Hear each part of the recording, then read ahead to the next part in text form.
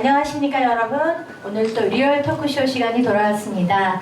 많이 기다리신 분들 많으실 텐데 오늘 또 6대 캡틴님 모시고 또 이야기 나눠볼까 합니다. 오늘 또 소개해드릴 그 6대 캡틴으로는 여러분들이 정현구 음악감독 지휘자님을 여러분께 소개해드리려고 합니다. 정현구 음악감독 지휘자님은 어떤 분이신지 제가 잠깐 안내해드리겠는데요. 우리 정현구 음악감독 지휘자님은 코리아 네오 심포니 오케스트라 음악감독 및 상임 지휘자를 역임하셨고요. 한양대학교 오케스트라 하나클링 지휘자, 크레아티보 아르테 음악감독 및 상임 지휘자, 클래시컬 플레이어즈 음악감독 및 지휘자 이렇게 활동하고 현재 활동하고 계십니다. 또 그 외에는 국제문화개발연구원 부원장, 또 음악 컬럼니스트로, 또 강연자로 다방면에 활동하고 계신 우리 정현구 음악감독 지휘자님을 모시도록 하겠습니다. 안녕하세요. 안녕하세요. 저 지휘자 정현구입니다. 지휘자가 왜 여기 나왔을까요? 여러분들 궁금하시죠? 오늘 제가 문화 기획자로서 저희한테 강연을 해주실 건데 음악감독 지휘자시라고 했는데 왜 여기 나오셨을까? 저도 궁금합니다. 네, 그 지휘자님 오늘 강연을 어떤 주제로 해주실 건가요? 오늘 강연 주제는 지휘자가 보는 음악, 문화 기획자 이런 타이틀로 제가 잡았고요. 그렇게 잡은 이유는 제가 지휘를 하면서 기획자들을 많이 만나고 그리고 그들하고 같이 협업하고 일을 했는데 결국은 제 상상하고 그 상상하고 다르니까 직접 기획을 많이 하게 됐어요. 음악 외에도 다양한 컨셉의 문화, 예술 쪽 분야의 기획을 하고 또 그 컨셉을 잡아주는 일들을 했기 때문에 컨설팅도 많이 진행하고 그래서 결국은 지금 현재 다양한 일들을 하고 있습니다. 지금 소개받기로는 제가 음악감독 지휘자로 소개받았지만 문화기획자로 활동을 하고 있고 또 치유음악가로 활동도 하고 있고 그렇군요. 예, 그래서 여러 가지 일을 하고 있습니다. 직업이 이렇게 보니까 이름으로 보면 한 13가지 되는 것 같아요. 13가지요? 네. 교수일부터. 그 이게 다양한 삶을 사셨는데 그러면 좀 더 많은 사람들에게 해당이 될 수 있겠네요. 오늘의 강연 내용이요. 그렇죠? 네. 네. 그럼 기대 많이 해주시고요. 강연 부탁드립니다. 알겠습니다. 제가 뒤에다가 원고를 숨겼어요. 카메라 앞에 있고 대중 앞에 있으면 강의실에서보다 조금 많이 떨려요. 그래서 강의실에서 할 때는 막 쉽잖아요. 사실 어차피 나는 강의하고 너네는 들을 거고. 근데 오늘은 그렇지 않은 환경이라 제가 조금 원고는 준비를 했습니다. 커닝페이퍼죠. 일단 제가 시작하면서 사실은 이제 질문을 던지고 시작하려고 그래요. 문화가 뭘까? 또 기획은 뭐고? 그거를 기획하는 기획자는 뭘까? 여러분 생각에 문화가 뭡니까? 우리가 이런 것을 이해하려면 사실은 사전적 정의들을 먼저 그 문자가 갖고 있는 사전적 정의를 알고 이해해야 해요. 그래서 문화의 정의, 일단 그거부터 우리가 좀 봐야 됩니다. 문화가 뭐죠? 제가 여기 커닝페이퍼를 가져왔어요. 문화를 사전적 정의를 하려면 결국은 읽어야 돼요. 사전에 다양한 사전이 있지만 우리가 그래도 제일 잘 이렇게 돼 있는 게 요즘 위키예요. 그래서 위키의 정의를 보겠습니다. 문화란 자연 상태에서 벗어나 일정한 목적 또는 생활 이상을 실현하고자 사회 구성원에 의하여 습득, 공유, 전달되는 행동 양식이나 생활 양식의 과정 및 그 과정에서 이룩하여낸 물질적, 정신적 소득을 통틀어 이루는 말이다.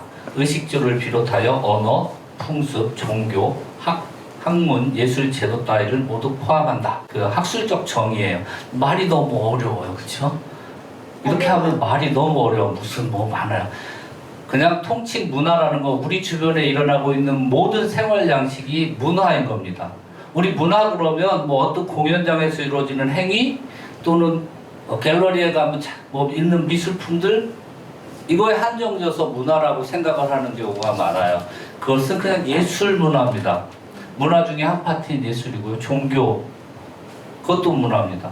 우리가 갖고 있는 모든 것은 습득되어지는 거고, 습득된 모든 것은 결국 문화예요. 우리가 습득이 되면 그 문화를 또 어떻게 해요? 전해주잖아요. 이 전해지는 것들, 내가 전하지 않으면 그건 문화가 아닌 거죠. 그러니까 내가 누군가에 의해서 제공을 받고 그것을 습득해서 다시 전해지는 것들, 그래서 사회의 전체적 변화를 일으키는 양상, 이게 문화입니다. 그래서 우리는 다양한 문화 가운데 노출이 되어 있고 그 문화 속에서 향유하고 살고 있어요. 그런데 우리는 그걸 문화라고 인식하지 못하고 있는 거예요. 근데 그게 진정한 문화입니다. 내가 이게 문화야라고 인식을 하는 순간 그거는 이미 내가 누구에게 전하지 않을 거예요.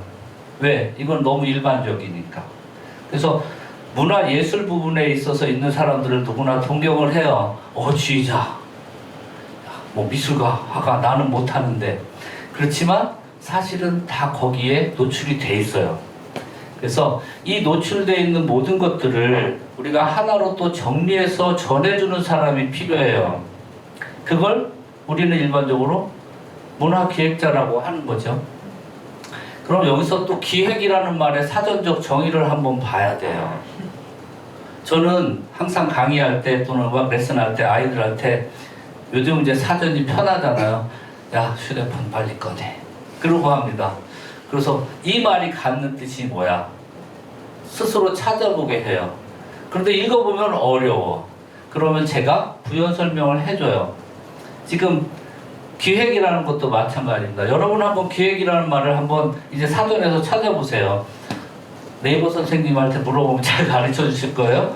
네. 자, 제가 여러분 찾는 동안 기다리기, 그러니까 여러분은 찾으시고 저는 여기 찾아놓은 걸 읽겠습니다. 이건 네이버가 아니고 제가 좀 더 정리를 한 거예요. 기획이란 일반적으로 문제 해결을 위한 과정을 설계하는 것이다, 이렇게 돼 있어요. 문제를 해결하는 게 기획이라는 거죠. 그러면 문제를 해결하려면 어떻게 해야 돼요? 생각해야죠. 뭐 사유해야 돼요. 기획의 첫 번째 단계는 이렇게 생각하는 겁니다. 자꾸 생각하는 거. 이 문제를 어떻게 해결할까? 그래서 기획의 대표적인 사람 중에 하나가 특허내는 사람들이에요. 사실은 늘 그것만 생각하잖아. 이 문제 어떻게 해결하지? 어떻게 해결하지? 문화기획자들도 사실 그렇습니다. 이 현상이 있으면 이걸 어떻게 바꿔보지? 그래서 어떻게 좋은 걸로 만들지? 이렇게 해요. 그러니까 늘 사유하고 생각하는 게 기획인 겁니다. 근데 전제 조건이 뭐예요? 뭐를 해결한다고요? 문제를 해결하는 거예요. 그 문제를 해결하기 위해서는 뭐를 가지고 있어야 돼요? 문제를 볼 수 있는 눈이 있어야죠. 뭐가 문제인지 모르면 당연히 해결을 못하니까. 특정 이슈, 또 현상, 이런 것들을 늘 관찰하는 게 기획의 첫 번째인 거예요. 관찰한 뒤에, 그리고 이게 문제다 생각되면 그걸 해결할 방법을 찾는 게 기획입니다. 사전적 정의는 그래요. 그럼 문화기획자는 뭐예요? 결국은 사회에 일어나는 현상들, 그걸 가지고 우리가 전해줄 것들을 찾아내고 그 문제를 해결해 나가는 거예요. 그래서 문화기획자라는 것이 사실은 너무 다양해요. 이거 놔야겠어요. 불편해서. 네. 그럼 문화기획을 왜 하느냐가 중요한 겁니다. 왜 하냐? 어떤 게 문제냐? 그거를 왜 해야 되냐? 왜 문화기획을 하죠? 왜? 왜 해요? 별거 없습니다. 내가 볼 때 재미없으니까. 그 재미없는 요소를 재미있게 만들어줘야 돼. 이 재미라는 말은 제가 말할 때 막 야호 즐거워 이게 아니고 다양성에 대한 문제예요. 재미라는 말, 우리가 흥미라는 말도 똑같이 그러잖아요. 어떤 느낌을 받는 것, 그 느낌을 전해주는 게 문화기획의 첫 단계입니다. 그래서 문화기획자들은 좀 전에 말한 대로 늘 현상에 대해서 탐구하고 생각해요. 생각한 것을 현실화시켜야 돼요. 근데 문화기획은 그냥 일반적인 상품기획하고 달라서 눈에 보이지 않는 것들을 현실화시켜야 돼요. 그러니까 눈에 보이지 않는 문제들을 자꾸 생각하는 거예요. 그러니까 어때요? 엉뚱해요. 눈에 보이는 것은 엉뚱해질 수가 없는데 엉뚱한 거예요. 근데 그것이 결과물로 나타나면 사람들이 박수를 쳐주죠. 사실은 상품도 일종의 기획이고 문화입니다. 우리가 상품을 기획하면 이것이 발표가 되고 나면 소비자들이 어떤 반응을 보일 때 상품 기획자들은 제일 좋아요? 이거 내가 생각했던 거야. 이게 딱 필요해. 근데 사실 그 사람들이 그거 생각을 했어요, 안 했어요? 우리가 스마트폰 딱 처음에 나왔을 때, 아이폰 딱 나왔을 때, 이거 진짜 나 이런 거 생각했다니까 이게 내가 원하던 거야. 지가 언제 생각했어요? 그건 자기가 생각한 게 아니라 착각을 불러일으키는 거예요. 이게 참 기획의 참다운 맛이에요. 그런데 문화기획을 하면서 문화기획 뭘 준비해서 그런 기획자가 돼야 돼 하는 의문이 들잖아요. 문화를 하려면 나는 음악을 기획하고 싶고 음악 공부를 열심히 해서 잘해야 되나? 나 미술 작품을 가지고 어떤 기획을 하고 싶은데 내가 미술 그림도 그리고 좀 해야 되나? 그런 생각을 할 수 있어요. 또 저는 예술이니까 음악, 미술 이런 거 말고 또 기획이 없나? 근데 다양한 기획은 할 수 있어요. 굳이 음악을 몰라도 굳이 미술 작품을 내가 만들 수 없어도 기획하는 건 할 수 있다라는 거예요. 기획자는 아까 뭐라 했죠?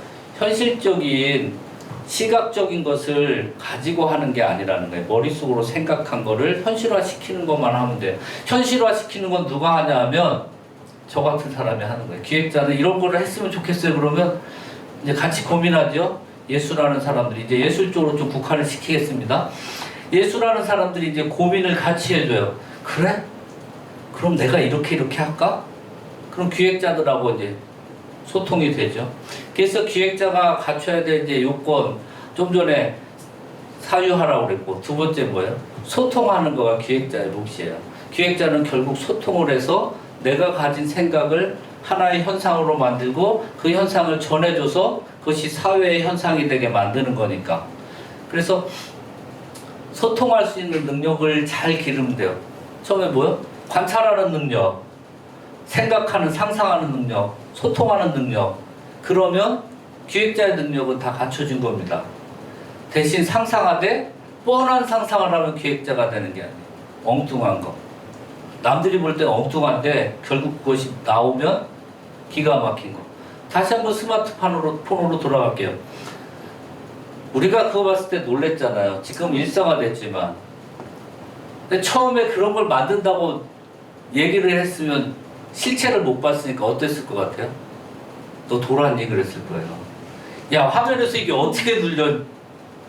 근데 그 생각을 하니까 화면에서 눌릴 수 있는 것들을 누군가는 만들어주고 있는 거죠. 그걸 만들 수 있는 능력이 있는 사람이. 그 전까지는 우리가 어떻게 했어요? 버튼 눌렀잖아요. 버튼 누르기 전에는 어땠어요? 전자기기, 이거 전화기 발달사로 보면 알 수 있어요.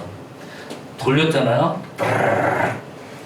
그들이 야, 이거 힘들어. 어떻게 할까? 그거 기획한 거예요. 이거 상품 쪽 왔다 갔다 내가 할게. 이렇게 돌리니까 야구 불편하다. 이렇게 하자. 그게 수십 년이 갔어요. 그랬더니 어느 날 갑자기 그것도 없는데 다 되네.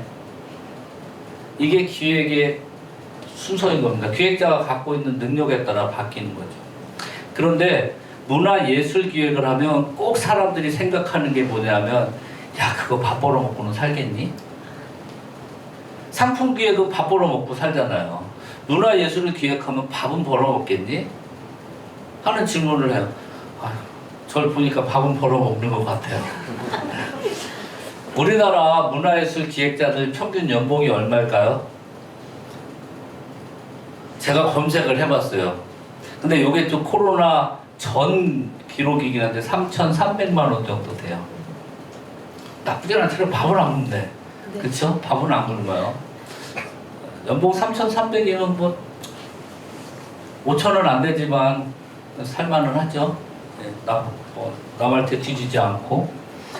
그게 평균이고 물론 못 보는 사람도 있지만 기획력 좋은 사람들은 억대 연봉을 갖잖아요. 밥은 먹고 삽니다. 다시 문화예술로 제가 왜 밥 얘기를 했냐면 문화예술 기획이 결국은 누구하고 결합이 돼야 성공적인 거냐 하면 경제적 가치하고 결합이 될 때 성공하는 겁니다. 왜냐하면 우리 인류가 살아가는 데 있어서 가장 중요한 요소 중에 하나가 경제라는 거예요. 그거 받쳐주지 않으면 결국은 땅속으로 들어가야 되잖아요. 그러니까 가장 중요해요. 그래서 가장 성공적인 문화기획자를 제가 지금 말씀을 드리려고 해요. 우리는 이 사람을 문화기획자라고 여기질 않지만 이태리 사람이에요.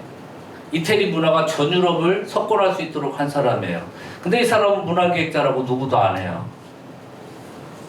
베니스의 아주 대단한 상인 메디치 가문에 우리가 늘 얘기를 하죠. 사실 이 메디치를 보면 이 사람이 얼마나 문화예술적 기획을 했는지를 알 수 있어요. 그걸 통해서 얼만큼의 경제적 가치를 만들었는지 알 수 있어요. 그때 당시 사회를 일단 볼게요. 지금 현상 말고 그때로. 그때 당시의 사회, 밥 먹고 났어요. 해가 졌어요. 뭐 할까요? 지금은 우리 이거 있어가지고 이거 보고 뭐 12시, 1시까지도 뭐 유튜브니 뭐 넷플릭스니 보지만 그땐 그게 없었어요. 밥 먹고 나면 할 짓이 없네. 죄송합니다. 언어가 거칠어져서. 이건 할 일이 아니고 할 짓이에요. 그때부터는. 너무 심심해. 메디치가 생각한 건 거예요. 야, 니네 심심해? 내가 주머니에 돈 좀 있거든. 그래가지고 자랑거리를 찾아낸 거예요. 그래서 화가를 불러왔어요. 그림 좀 그려줘. 내가 돈 줄게. 거기까지만 생각하면 자선을 베푼 것 같잖아요. 이게 상당히 계산적인 거예요. 자세히 보면. 왜 얘한테 내가 예를 들어서 화가한테 너 작품 하나 했는데 1,000만 원 줄게. 화가 입장에서 굉장히 큰 돈을 받았으니까 좋죠. 메디치는 이 작품 하나 가지고 10배, 100배를 튀기는 거예요. 왜냐하면 니네 와봐. 여기 대단한 거 있거든. 내가 대단한 물건을 너희한테 팔 게가 아니고 대단한 거 볼거리 있어. 자, 초청하면 볼거리 있다니까 올 거 아닙니까? 와, 대단하네. 자, 얘기를 하다가 사업 얘기로 싹 돌아가면 어쩔 수 없이 먹혀 들어오는 겁니다. 그래서 경영화 시켰어요. 메디치 가문 때문에 오페라가 생긴 거잖아요. 예. 야, 이것만 보니까 재미없지, 니네. 한 3시간 동안 여기서 놀다 갈래? 근데 대화로만 하는 연극보다는 뭐 춤도 있고 음악도 있으니 얼마나 재밌어요.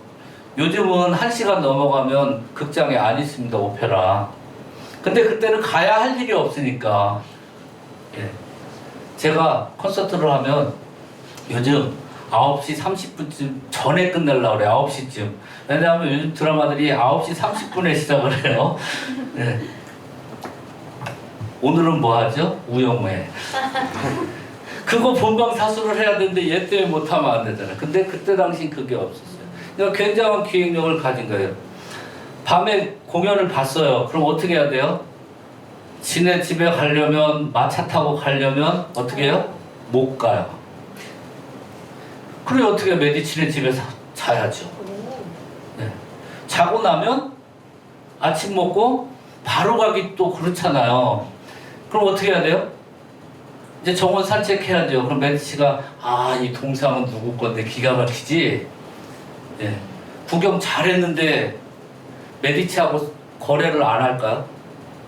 해야죠. 거래를 무조건. 그래야 다음에 또 좋은 구경 시켜줄 거니까. 그래서 베니스가 경제적으로 부강한 나라가 된 겁니다. 그때는 베니스 하나가 공국이니까. 이게 기획의 문화기획이 갖고 있는 제일 큰 메리트입니다. 제가 지금 경기도 구리시에서 거주를 하고 있어요. 일례를 지금 드리는 겁니다. 경기도 구리시 전국에서 면적이 제일 작아요.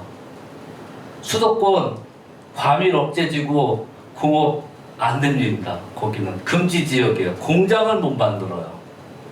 먹고 살 거리가 없어요. 그래서 거기 사람들은 다 교통 대란을 뚫고 강남에 와서 일하고 들어가서 자요. 근데 안 그래도 될 수 있는데 그렇게 살 수밖에 없다는 거. 왜? 문화가 없어요. 자, 제가 이제 브레겐츠라는 오스트리아의 마을로 갑니다. 저희 동네 말고. 브레겐츠. 잘 몰라요, 여기. 짤츠부르크, 여기는 아시죠? 네. 짤츠부르크 사람들 공장이 있어요. 짤츠부르크에 가보시면 알겠죠. 짤츠부르크에 공장 없어요. 근데 짤츠부르크 옆 동네로 가서 일 안 하고 와요. 짤츠부르크에서 다 먹고 사네. 왜요? 모차르트가 있으니까. 예. 모차르트 하나로 다 먹고 살아요. 굉장한 문화적 컨텐츠가 하나 딱 있는 거예요. 우리가 이제 이 시대는 한류 시대 뭐 어쩌고 저쩌고 하잖아요. BTS 한 번 뜨니까 겁나 사람 많이 옵니다. 제가 지난번에 대구를 갔습니다. 대구 갔는데 저는 그날 처음 봤어요. 하늘색 옷에 여기 뭐 허옇게 뭐가 돼 있어요. 아주머니들이 3, 3, 5 막 골목을 누비고 다니는데 다 그 옷이에요. 자세히 봤어요. 뭐라고 써 있을까요? 임히어로. 아시겠죠? 임영웅 콘서트가 있는 날이었어요. 예. 자, 임영웅 콘서트가 있으니까 골목마다 아주머니들이 티셔츠를 입고 다녀요. 티셔츠 얼마인 줄 아세요? 그냥 거리에서 사면 10,000원, 8,000원이면 사는데 25,000원이에요. 예, 굿즈에서. 응원봉 45,000원이에요. 제가 검색해봤습니다. 거기 들어가는 건전지 4개 하나에 1,000원씩 4,000원이에요. 사실 다이소 가면 4개짜리 1,000원인데 근데 그걸 다 사갖고 간다는 거예요. 그만큼 경제 효과를 일으키는 거예요. 작년에 제주도 앞바다가 난리가 났었죠. BTS 누가 거기서 사진 찍었다고. 이게 문화의 힘입니다. 이 힘을 만들어주는 게 누구냐 하면 사실은 문화예술을 하는 친구들이 아닌 거예요. 저 같은 사람이 물론 같이 만들지만 최초의 시발점은 기획자예요. 문화기획자. 그러니까 굉장히 매력적인 직업이에요. 잘만 하면 굉장해요. 제가 아는 기획자가 있습니다. 연간, 또 경제로 얘기를 할게요. 연간 소득이 최 한 40억은 돼요. 뭐 하냐고요? 락 페스티벌 진행합니다. 세계 투어. 예. 락 가수 한 번 하루 공연하는데 한 70억 들어가요. 뭐 알만한 스타들이 다 나옵니다. 그렇게 하는데 그게 티켓 판매하는 건 별거 아니고요. 이 방송 중계권이 겁나게 비싸요. 근데 그것이 있는 동네가 난리가 나는 거예요. 예를 들면 지금 그거 말고 이슈가 됐던 그 누구지? 강남스타일? 네. 싸이가 전국 투어 콘서트를 했어요. 한 도시마다 몇 명 모여요? 2만 명이 모였습니다. 2만 명 중에 우리가 8대2의 법칙으로 하면 2만 명 중에 20%가 그 동네에서 뭔가를 썼을 거 아니에요. 밥도 먹었을 거고 커피도 마셨을 거고 그 경제 효과가 대단한 겁니다. 문화 기획자들이 사실은 이 생각을 안 하기 때문에 접근이 어려워요. 이제 기획자들이 접근이 어렵고 이게 돈이 안 돼 하는데 사실은 경제적 논리를 조금만 터득하면 문화예술이 굉장한 부가가치를 갖고 있습니다. 제가 이제 문화예술 기획자의 매력 쪽으로 간 거예요. 처음에 정의를 해서. 그래서 여러분이 누구나 기획은 할 수 있다는 거예요. 충분히 상상력만 가지려면. 근데 이 상상력이 문제예요. 창의적 상상력이 문제. 나는 그게 도저히 안 돼. 왜 안 될까요? 창의를 하기 위해서는 교육이 필요한데 우리 교육이 틀에 딱 박혀 있어요. 가둬놓은 교육을 했어요. 오픈 교육을 안 하니까 기획자는 오픈된 교육을 자꾸 해야 돼. 스스로에게. 그동안 그럼 왜 갇힌 교육을 했어요? 학원 능력에 따라서 그 사람을 평가하는 사회가 돼서 그래요. 그거 바탕은 사실은 우리가 그동안에 갖고 있었던 역사 때문이에요. 어떤 거냐면 일제강점기, 군사독재 시절 딱 요것만 해야 돼요. 그것만 한 놈은 제가 놈이라고 표현을 하는 건 왜냐면 긍정적이지 않으니까. 그거만 한 놈은 출세를 해요. 근데 지금 시대는 그렇지 않다라는 거예요. 지금 시대는. 저희 아버지가 저한테 요구했던 건 뭐냐면 육군사관학교를 가라예요. 왜? 우리 아버지는 군인 출신이었어요. 육군사관학교를 가. 그러면 너는 보장이 돼. 제 친구 별 날아가지고 지금 이제 퇴역했어요, 벌써. 저도 생각해보니까 퇴역할 나이가 됐어요, 그러면. 장군 되면. 근데 다 되는 게 아니잖아요, 장군인이.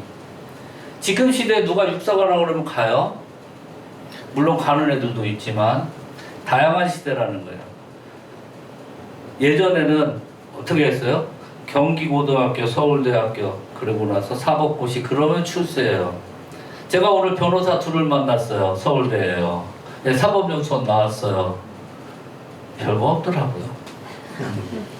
저희 선배 요즘 저한테 전화 자주 합니다. 변호사협회 뭐 임원인데 좀 자주 놀러 오고 그래. 왜요? 그랬더니 내가 무식하잖아. 스스로 무식하다 그래요. 왜냐하면 내가 요만큼밖에 모른다는 거예요. 법전에 있는 거 말고 모른다는 거예요. 근데 문화기획자들은 그러면 안 되는 거예요. 그래서 교육이 열린 교육을 바탕을 스스로 만들면 돼요. 열린 교육 뭐예요? 내가 흥미있는 분야에 대해서 열심히 하는 거예요. 공부 못하는 애들 없어요, 사실. 자기가 흥미가 없으니까 안 한 거예요. 안 한 거예요. 고등학교 때 제 짝꿍이 정말 공부를 잘 못했어요. 근데 얘는 흥미가 있는 게 하나 있어요. 농사 짓는 거. 지금 농협 이사입니다. 네. 왜 그 분야는 걔가 잘해요? 그러니까 자기가 흥미 있는 분야에 대해서 열심히 생각을 하면 기획자가 될 수 있어요. 지금 얘기한 그 친구 같은 경우에 농업 기획자잖아요. 이 어떤 작물을 어떻게 재배해서 어떻게 출하하고 어떻게 해서 상품이 좋게 만들까. 문화도 마찬가지라는 거예요. 내가 음악에 관심이 있으면 그 사람은 음악에 대해서 늘 볼 수밖에 없어요. 미술에 관심 있는 사람은 미술 보면 돼요. 기사도 보고 책도 보고. 제가 아는 친구가 그냥 사회적 통념으로 보면 진짜 돌대가리야. 네. 그 부모님이 무척 걱정을 했어요. 너 뭐가 될래? 지금 잘 나가는 셰프예요. 네. CIA 출신이에요. CIA 아시죠? 뉴욕에 있는 요리학교? 거기 출신이에요. 3대 학교 중에 하나. 거기를 어떻게 해야 돼? 자기는 이거 하면 그 책은 이렇게 써놓고 보는 거예요. 제가 좀 옆으로 흘러간 것 같지만 문화예술 파트에 있어서 기획을 하려면 굳이 이렇게 예술가가 안 돼도 돼요. 대신에 그 분야에 있어서 스스로 오픈해가지고 공부하고 사유할 수 있는 능력을 가지면 그거를 할 수 있는 거예요. 재밌는 일들을 많이 만들 수 있어요. 제가 말이 많아지면 교수님이, 박사님이 할 말이 없어지니까 여기까지만 하고 제가 앉아서 할게요. 서 있으니까 무릎도 아프네. 네, 잘 들었습니다. 이제 문화기획자는 먼저 관찰하고, 네. 사유하고, 네. 그다음 또 뭐라 하셨죠? 들으면서 까먹네요. 메모하셔야 돼요. 네. 사유하고 관찰하고 그것을 현상화시킬 수 있도록 소통해야 됩니다. 그런데 아까 이제 잠깐 듣기는 했지만 그래도 문화기획자라는 게 아무나 할 수 있는 거는 아닌 것 같고 왠지 젊은 세대만 할 수 있을 것 같은 그런 느낌도 들거든요. 물론 이제 젊을수록 생각이 유연하니까 네. 분명히 그럴 수 있지만 평소에 이런 쪽에 관심이 있었다면 제 나이가 돼서 시작해도 분명히 할 수 있습니다. 그럴까요? 네. 자기 생각의 틀을 조금만 바꾸면 그런 예가 있기는 해요. 제 친구인데 이 친구는 원래 직장인이었어요. 근데 어느 날 춤추는 거에 매력을 느끼기 시작했어요. 네. 갑자기 웬 춤? 제가 그랬죠. 여자아이면 그래도 좀 이해를 하는데 매일 직장에서 있던 놈이 갑자기 춤추겠다고 머리를 기르기 시작하더니 직장 다니는 직장인이요? 네 그러더니 갑자기 회사 부대표인데 때려치더라고요. 회사 부대표를요? 네, 그리고는 춤을 추기 시작했어요. 지금은 공연 기획을 그 친구가 합니다. 아, 그래요? 그러니까 춤에 대한 공연. 네. 그러니까 생각의 틀을 좀 바꾸면 누구나 할 수 아니, 있죠. 그게 올라가기도 힘든 자리를 과감하게 예. 벗어던지고 내가 좋아하는 일을 찾아서. 예, 근데 그분이 너무 혹시 춤을 잘 추시나요? 잘 추는 것 같긴 한데 네. 좀 막춤이에요. 그러니까 꼭 아까 얘기하셨던 것처럼 문화 기획자가 이 음악을 하거나 미술을 하거나 하지 않아도 기획하는 일. 거기에 예. 그러니까 약간 미쳐있는 사람이면 더 좋을 것 같네요. 네, 그렇죠. 좋아하는 일에 미쳐있는 네. 사람이라면. 좀 전에 그 친구 같은 경우는 원래는 이런 영상 장비를 만드는 친구였어요. 근데 어느 날 음악에 맞춰서 막 춤을 추는 거예요. 그냥 자기 흐느적거리고 그러더니 배운 적은 없어요. 누구한테 가서 레슨을 안 받았는데 결국은 그 무대를 만드는 일을 하는 거예요. 근데 너무 재밌고 지금 너무 좋대요. 한번 후회 안 하신답니까? 아유 전혀. 이렇게 우리가 그거 참 참고해 볼 수 있을 것 같아요. 내가 정말 안정된 직장을 가지고 있다면 그걸 벗어 던지는 게 얼마나 어려워요. 어려운데 정말 이 새로운 시도, 내가 좋아하는 게 뭔지 한번 찾아보고 그게 네. 출발이 될 수 있겠네요. 그렇죠. 약간 그런 얘기를 들으니까 일반인도 우리 같은 사람도 해볼 수도 있을 것 같다라는 그렇죠. 생각이 좀 드네요. 그러니까 제가 말한 게 이제 거대하고 큰 거 말고 주변에 작은 거부터 예를 들면 나는 집 꾸미는 걸 좋아해. 그러면 집을 이쁘게 꾸미고 동네 친구들을 부르는 것도 일종의 문화 기획인 거예요. 왜냐하면 동네 친구들이 생각 안 했던 거잖아요. 그러니까 우리 집을 갤러리처럼 만들어 볼까?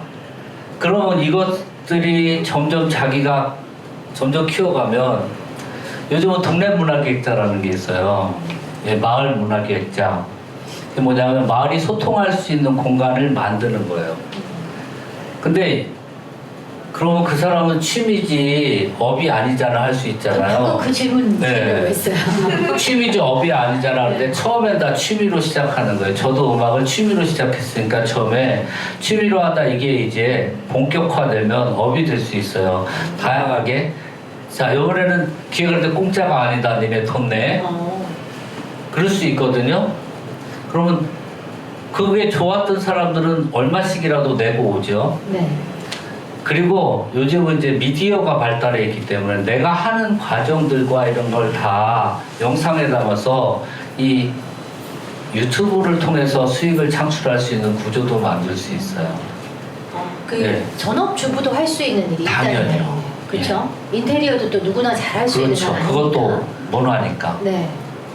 그럼 문화의 영역은 진짜 무궁무진하네요. 예, 아까 제가 말씀드린 대로 내 생활 주변에 나를 변화시키는 것들, 내가 그 안에서 살아가는 것들, 이 양식들이 다 문화니까 국한되지 말고, 저는 예술 분야지만, 예. 뭐 책을 좋아하시는 분은 책 편집을 기획할 수도 있거든요. 그러면 그것도 문화 기획자가 되는 거죠. 책을 편집하는데, 예를 들면 이게 책 판형이에요. 꼭 이렇게 만들어야 돼? 그렇죠. 네. 네. 이렇게 만들어야 돼? 그러면 다른 형태의 책을 만들 수 있잖아요. 사각형 책이 가장 보관하기 편하니까 가독성을 맞아요. 좋으니까 하는 거지만 우리 어린이 책들 보세요. 다양한 형태잖아요. 그러면 예를 들어서 문학가, 시인이 갖고 있는 생각이 네. 어떤 도형적으로 볼 때 삼각형적인 생각을 갖고 있다 그러면 기획자는 책을 삼각형으로 만들 수도 있다라는 거죠. 진짜 어린이 책 중에는 이렇게 예. 펼치면 그 안에서 집이 나오기도 하고 예. 또 접으면 다시 책이 되기도 하고 그런 상상력을 자극하는 책들이 참 많더라고요. 그건 작가가 한 생각은 아니잖아요.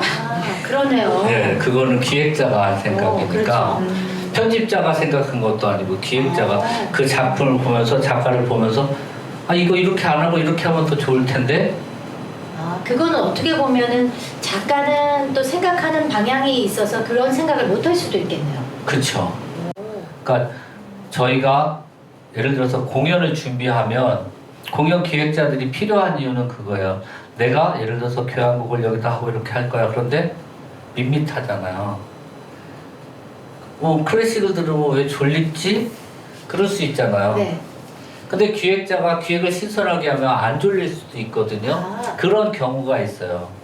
그러면 얼마 전에 제가 예. 사실은 이 정영구 음악감독 지휘자님이 또 지휘하시는 클래시컬 플레이어스의 그 공연을 보러 갔거든요. 네네. 그거 어떻게 기획하셨습니까?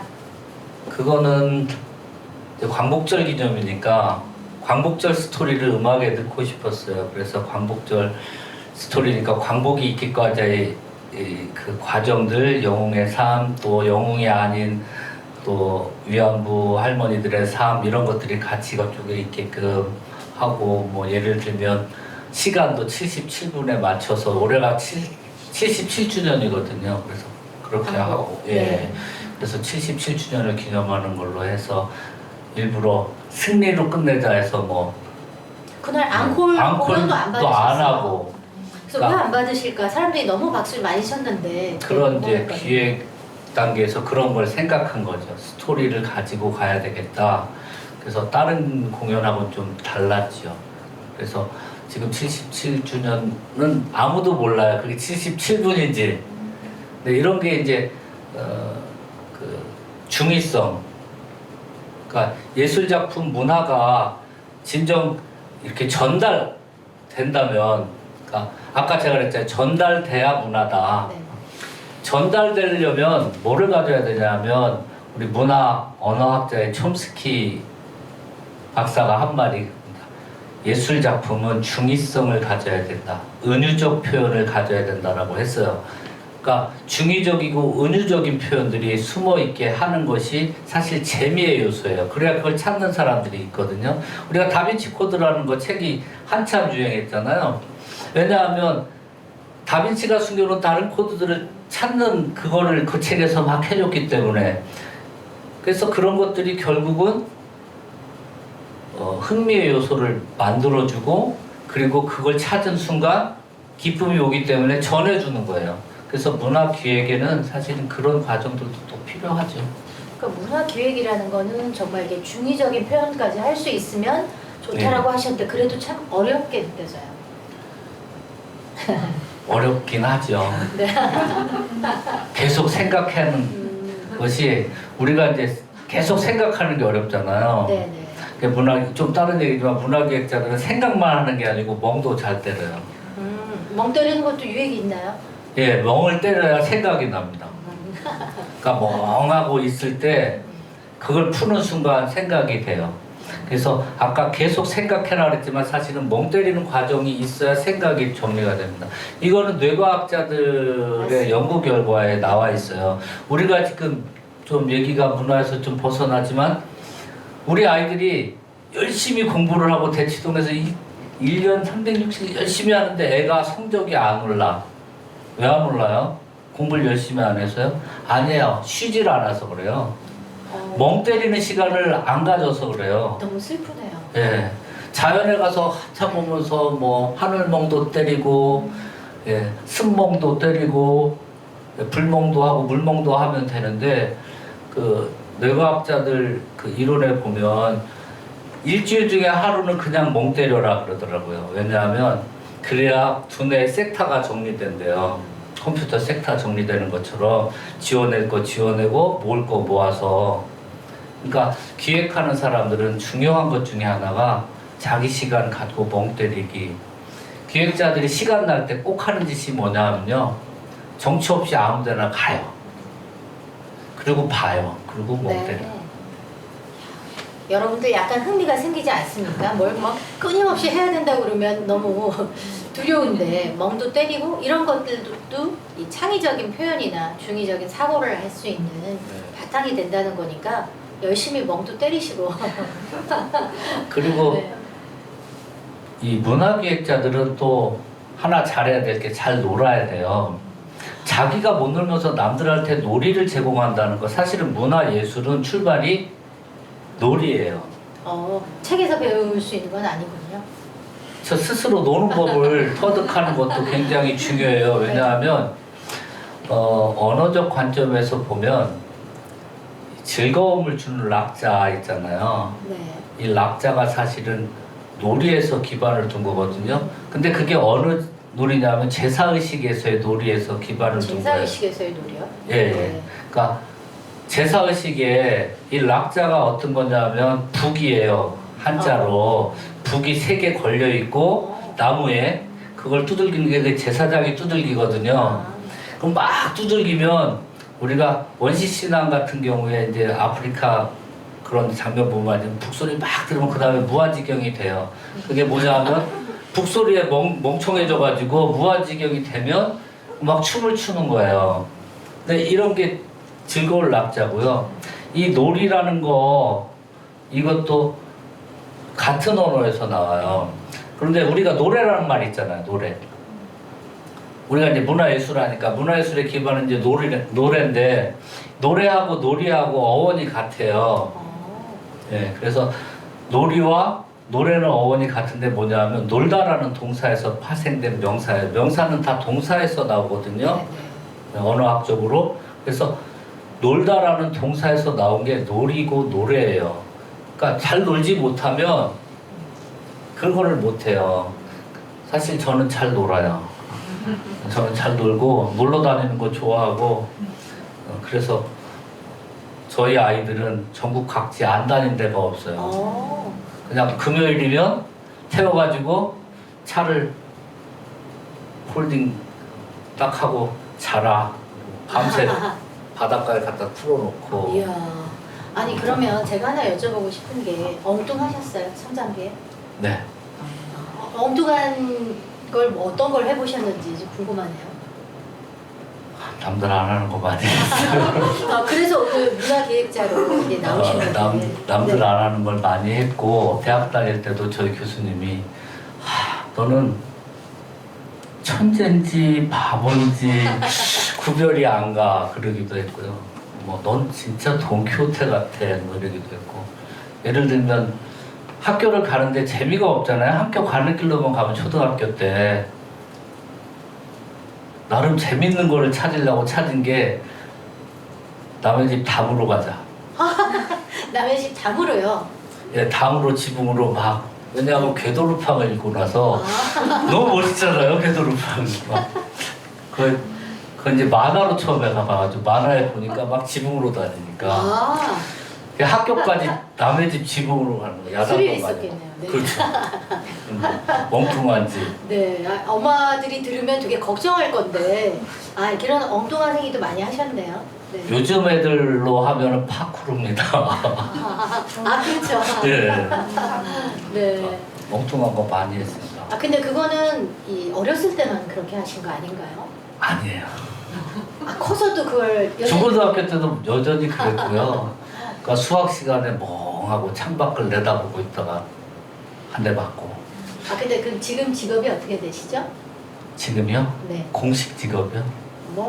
직업이 워낙 많은 아까 거거든요. 말씀드린 대로 음악 감독으로 기획도 하고 지휘자로 오케스트라 지휘하고 그 다음에 뭐 도시재생 쪽 일도 하고 도시재생 쪽이요?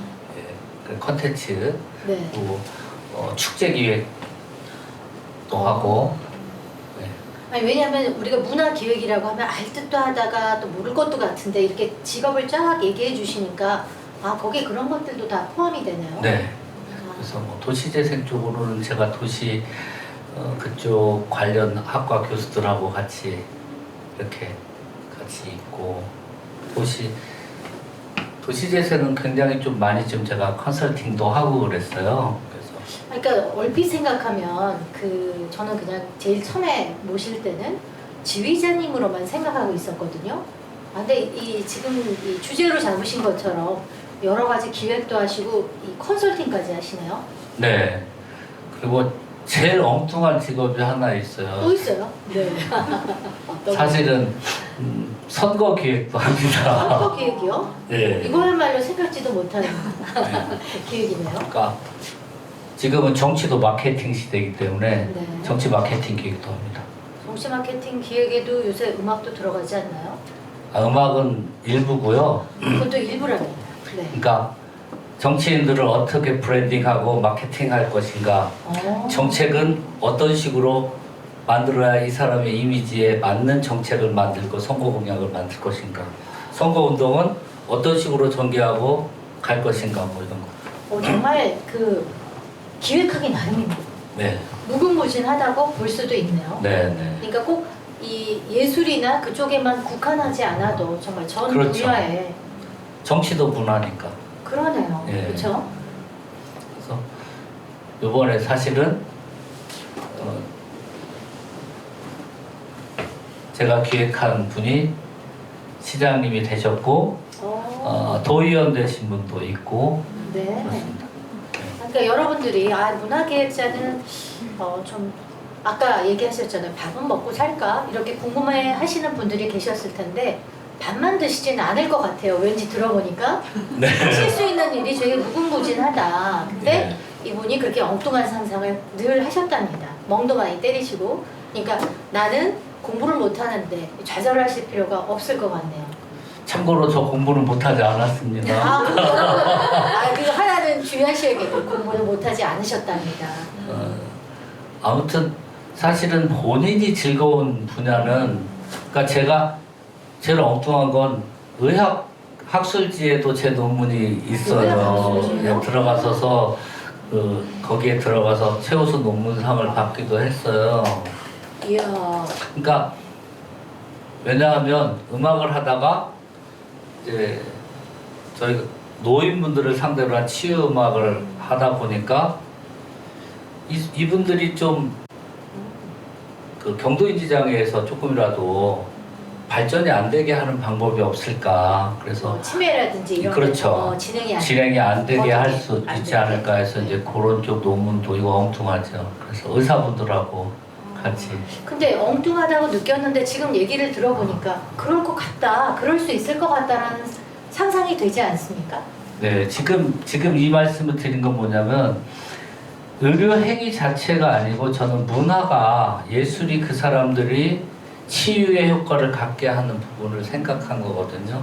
그러니까 이것도 다른 기획이잖아요. 문화 예술이 꼭 즐거움만 주는 거가 아니고 치유의 영역으로도 갈 수 있다라는 거거든요. 그것도 일종의 기획이니까. 그러니까 이런 기획들이 정말 무궁무진하죠. 정말 무궁무진하고 그 사람들의 삶을 정말 변화시킬 수도 있고 정말 이 치매를 더디게 한다든가 뭔가 그런 장애가 있는 거를 조금 지연시킬 수 있고 삶의 질을 좀 올릴 수 있다고 하면 네. 너무 뜻깊기도 하고 의미 있는 일 같아요. 네. 문화라는 게 기획되면 무조건 사회의 현상이 바뀌어야 돼요. 그거 바뀔 수 있게 하니까 얼마나 좋아요. 사실은 문화예술 기획자들은 이렇게 무기를 안 들었을 뿐이지 혁명가인 거예요. 그런 면에서는. 이 혁명이라는 게 뭐죠? 완전히 뒤집어 엎는 거잖아요. 혁명이라는 게 이 껍질을 뒤집어 까버린 거가 혁명이잖아요. 그러니까 완전히 뒤집어 엎을 수 있는 게 사실은 우리가 구테타를 일으키는 것 같은 거는 오래가지 못해요. 진정한 혁명은 문화예술의 힘이 만들어내는 거예요. 그래서 사실은 우리가 인류 문화사에서 볼 때 가장 인류가 바뀐 계기들은 전부 문화예술의 바탕을 뒀을 때예요. 르네상스기가 사실은 어떻게 왔죠? 인류가 사람이란 것에 집중하기 시작한 게 사실은 예술적인 거, 문학적인 거, 네. 여기서 온 거거든요. 그러니까 누군가는 그걸 기획한 건데 그 중심에 아까 말한 대로 메디치라는 사람이 있는 거예요. 그 사람 없었으면 르네상스가 지금처럼 안 갔고, 그리고 나서 지금도 마찬가지입니다. 지금도 누군가가 문화적 기획을 하고 있기 때문에 계속 사회가 바뀌는 거예요. 그리고 그 바뀐 현상들이 계속 학습돼서 전달되는 거죠. 그래서 지금도 제가 전에도 누구하고 말할 때 그랬어요. 나는 혁명가다. 내가 가장 혁명가로 인정하는 사람들이 있으니 여러분이 다 알고 있는 작곡자들이다 이랬어요. 막, 베토벤, 바그너, 슈만 이 사람들은 다 혁명가다. 왜냐하면 그 사람들이 바꿔놨어요. 다. 음악사의 흐름을 바꿨다는 거. 음악사의 흐름도 바꿨고 공연 예술을 즐기는 방법도 바꿔놨어요. 그러니까 예를 들면 지휘자 중에 프루트 뱅글러라는 사람이 있어요. 네. 우리가 지금 음악회 가면 제일 부담되는 게 뭐죠? 클래식 콘서트에 갔을 때 제일 부담되는 거. 언제 박수 칠까? 그날도 그게 좀 있었습니다. 언제 박수 치지? 어제 끝났나? 기침을 해봐라. 이게 언제부터 그럼 박수 치는 게 규칙이 됐을까요? 일종의 규칙, 규범이 됐냐면 프루트 뱅글러라는 지휘자 때문이에요. 그 이전에는 아무데나 박수 치고 아무데나 기침하고 그랬어요. 하다못해 음악회 때문에 싸움도 했으니까 내가 박수 치는데 이게 뭐가 좋아? 그런 거 서로 싸우고. 그러니까 음악회라는 것이 그전에는 아무 때나 박수를 쳐도 되는데 프루트 뱅글러가 워낙 대단한 지휘자여가지고 딱 돌아서가지고 흐름 끊지 말아라. 좀 그래주면 좋겠는데 내가 지휘할 때는 곡 다 끝나고 내가 돌아서기 전엔 박수 치지 마. 근데 이게 이제 흐름을 바꾼 그 사람이 새로운 생각을 하나 제시를 했는데 워낙 대단하니까 그 사람 말을 들어야 되잖아요. 다 따라갔네요. 근데 보니까 지휘자 입장에서는 음악가 입장에서는 박수 아무 때나 안 치니까 집중할 수 있어서 너무 좋은 거예요. 거기다가 정말 그걸 들으려고 온 매니아들은 그게 너무 좋은 거예요. 그러니까 야 지휘자가 돌아서기 전까지는 치지 마. 악장 사이에 치지 마가 이제 불문율이 된 거예요. 그래서 저는 또 반대로도 공연을 했었어요. 지금 콘서트장에 가면 하지 말라고 하는 게 몇 가지 있어요. 박수 하지 말라고 그러는 것 중에 하나잖아요. 결국은 옆 사람이 눈치 주니까 공개적으로 하지 말라는 게 뭐죠? 저작권에 뭐 어쩌고 저쩌고 하니까 녹음하지 말고 사진 찍지 말고. 제가 전에 공연에서 그랬어요. 저는 아무 때나 박수 치시고 아무 때나 사진 찍으시고 아무 때나 인증샷 막 날려주세요 그랬어요. 그랬더니 아니 왜? 근데 사실은 그게 전략이에요. 저의 뭐냐 하면 제가 알려줄 수 있는 기회잖아요. 그렇군요. 그걸 금지해 놓으니까 안 알려지잖아요. 맞아요. 네. 그날 찍고 계신 분 다 막았어요. 근데 거기는 허락을 안 하더라고요. 네네. 네, 허락을 안 한 완강한 데는 안 하는데 예, 원래 음악은 아까 뭐라고 즐거움이니까 즐거운 순간에 뭐 즐겁게 내가 남긴다는데 그래서 제가 그럽니다. 저는 저작권 안 하니까 그냥 찍으세요. 동영상도 막 찍어서 실시간으로 날려주세요. 이것도 새로운 생각이죠. 네. 그렇죠. 모두가 하지 않는 생각을 하는 것도 새로운 생각이네요. 네. 그렇죠? 네. 그러니까 그걸 알았으면 또 더 호응을 했을 텐데 또 가면은 음악회에 가면 또 사실 또 주변 사람 눈치도 좀 봅니다. 사실 안 본다고 할 수는 없어요. 예. 네. 그래서 제가 그런 거를 원할 때는 멘트를 아예 처음부터 해요. 네. 극장 측에서도 막지 마세요. 아하하. 그리고 더 엉뚱한 것도 했는데 그거는 안 되겠더라고요. 뭐냐면 원래 아까 그랬잖아요. 콘서트가 뭐냐면 와서 그 시간 뭐 하라고요? 할 거 없으니까 놀다가 그 시간이거든요. 그러니까 놀러 왔으면 자기 맘대로 할 수 있어야죠. 그래서 옛날에는 콘서트장에서 담배도 피고 와인도 마시고 과자도 집어 먹고 그랬어요. 그래서 제가 과자도 먹고 차도 마시는 콘서트를 했었어요. 상상만 하신 게 아니고요. 응. 네. 그래서 난리가 났었어요. 콘서트장에서 그거 부스러기 떨어지면 카페트 다 버린다고. 그래서 담배 피는 거는 안 돼도 먹는 거는 하자. 눈도 즐겁고 귀도 즐겁고 입도 즐거우면 이안이 좋을 순가. 그래가지고 그것도 했었는데 그거는 관객들은 반응이 되게 좋았어요. 왜냐하면 들어갈 때 제가 이렇게 협찬받은 것들을 다 주었으니까 이렇게 차 회사에서 나와서 커피 다 따라주고 너무 좋았겠네요. 과자 회사에서는 과자 막 나눠주고 뭐 홍삼 회사에서는 홍삼 나눠주고 그러니까 관객들은 정말 좋아했는데 콘서트장이 너무 싫어하더라고요. 지저분하다고. 근데 이제 그런 엉뚱한 기획도 했었어요. 근데 하루 즐거움으로는 괜찮은 기획이었어요. 여러분들 그 지금 아마 문화 기획자가 어떤 일을 할 수 있는지 그리고 또 어떤 엉뚱한 일들을 통해서 우리는 엉뚱하다고 했지만 우리가 새로운 사고를 만나게 되면 우리는 엉뚱하다고 표현하잖아요. 그 엉뚱함을 어떻게 기획해서 경제적인 가치까지 올릴 수 있을까 아마 그런 의미에서 오늘 이야기를 해주신 것 같고요. 또 여러분들 중에 궁금한 사항이 있으시다고 하면 또 질문을 저한테 해주셔도 좋고요. 저는 그래서 이거 하나 여쭤보고 싶어요. 직업을 이제 여러 가지를 다 하고 계시지만 그걸 후회 보신 적은 없으세요? 내가 지금 이 엉뚱한 상상력을 가지고 있던 나를 잘 발현시켜서 이렇게 직업으로 잘 연결해서 살고 계신데 만족하시니까? 지금은 만족하는데 중간에 한번 후회를 했었어요. 왜냐하면 제가 이제 사실은 음악을 하고 중간에 사업을 했어요. 사업을 했는데 외부적 요인에 의해서 쫄딱 망했어요. 다시 복구를 했어요. 근데 오케스트라를 하겠다고 80명을 모아놓고 아이고. 집을 날렸어요. 야. 네.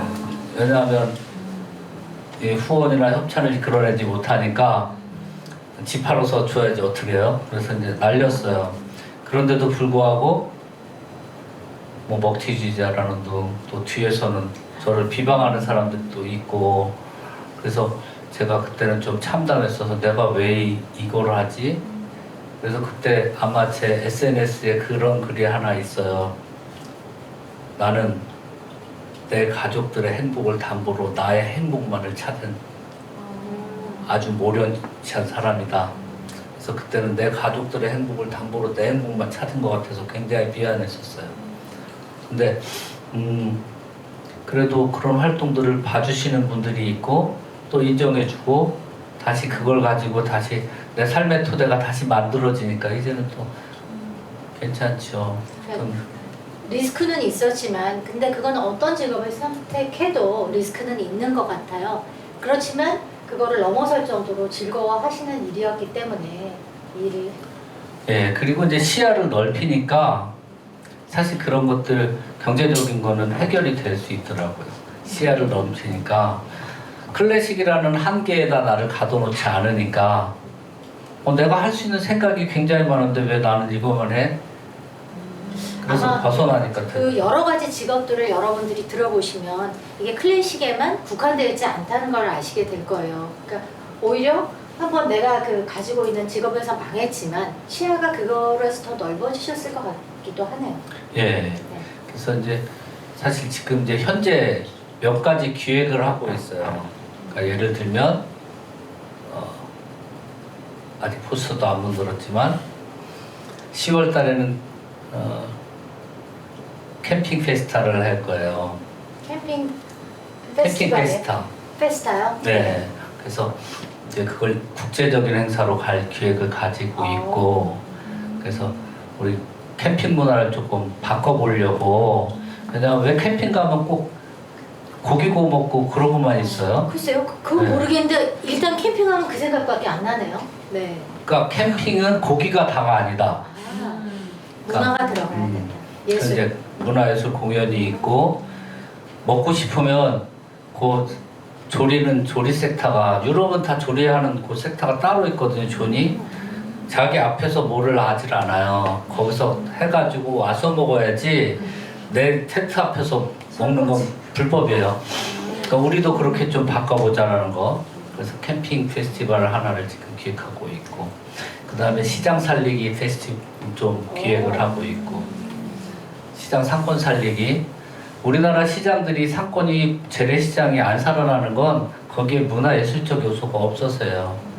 아, 그렇죠. 예. 네. 어디 가나 다 똑같잖아요. 부산시장, 전주시장이든 서울에 있는 시장이든 다 똑같아요. 그게 조금 특화되면 거기 사람이 오거든요. 어디에요? 저기 통인시장이나 저기 아, 그렇죠. 서촌. 네네. 거기 뭔가 역점 가지고 뭐 할 수 있는 거리를 만들어 주니까. 네. 그래서 그거 지금 하나 기획하고 시장 전통시장 상인회 하고 지금 이제 올해 샘플로 할 거를 만들었고요. 참고로 말씀드리자면 좀 엉뚱해요. 시장 살리는 기획은 이제 오늘 처음 여기서 말씀을 드리는 건데 퍼레이드가 있는 시장. 퍼레이드가 있는 시장이요? 네. 그러니까 우리나라에 그런 시장이 있나요? 없어요. 없을 것 같아요. 세계에도 없어요. 아, 세계에도 없어요. 네, 어디에도 그러니까 없는. 퍼레이드는 어디 가야 봐요? 놀이동산 가야 글쎄요. 하잖아요. 여러분 그려지시죠? 네, 그러니까 시장에 퍼레이드를 1시간 하는 거죠. 그러니까 뭔가 문화로 연결을 해서 그걸 네. 끌어들이는 요인으로 하시는 거네요. 그렇죠. 문화는 절대적으로 지역 경제를 살리는데 축이 돼야지 지역 경제와 괴리돼서 있으면 문화 기획자들은 굶어 죽을 수밖에 없어요. 그래서 그런 거 하나 또 기획을 하고 있고 내년에는 락 페스티벌을 또 크래시 락 시즌을 페스티벌은 너무 좋아하시죠, 다들. 그 기획하고 있고 그 다음에 마칭 밴드 군악대 페스티벌도 지금 국제 군악대 페스티벌도 하나 그 기획하고 굉장히 있고. 유명한데. 지금 우리나라에서는 저 창원에서 하고 있고요. 지금 세계적으로는 러시아에서 했는데 지금 이제 반응을 이제 못 받겠죠. 그리고 핀란드에서 하고 있고 영국 스코틀랜드 쪽에서 하고 있어요. 캐나다에서도 하고 있고 아시아존에서는 지금 국제적인 건 없어요.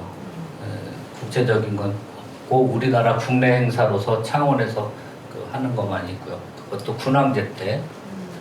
이렇게 많은 계획이 있으신데 오늘 그러면 이 듣고 계신 이 유튜브로 또 영상을 보고 계신 분들한테 저희가 이제 액션이잖아요, 토크쇼 이름이. 네.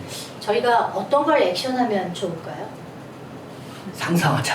상상하자. 네, 지난번에는 꿈을 꾸자였는데 상상하자. 문화 기획자뿐만 아니라 뭔가 새로운 일을 하고 싶으신 분들 기존의 틀에서 벗어나는 엉뚱한 상상을 많이 해보시기 바랍니다. 네, 그러면 우리가 상상하자 마음속으로 생각해 보시고요. 제가 레디 하면 여러분들이 액션으로 구호를 한번 외쳐주시기 바랍니다. 거기에 추가할 게 하나 더 아, 있어요. 또 뭐가 있나요?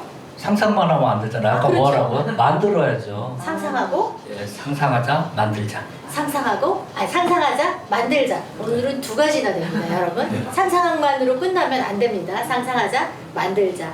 자, 준비되셨죠? 레디, 액션! 네, 여러분 상상하고 만드는 액션. 감사합니다. 이 프로그램에 또 참여를 원하시는 분들은 또 카카오톡 채널을 통해서 신청도 하실 수 있고요. 이 프로그램은 사단법인 국제문화경제일자리협회 교육국에서 지원하고요. 고고리얼박스 다인그룹에서 또 후원해 주셨습니다. 또 경기 시청자 미디어 센터에서 장비 후원을 해주셨고요.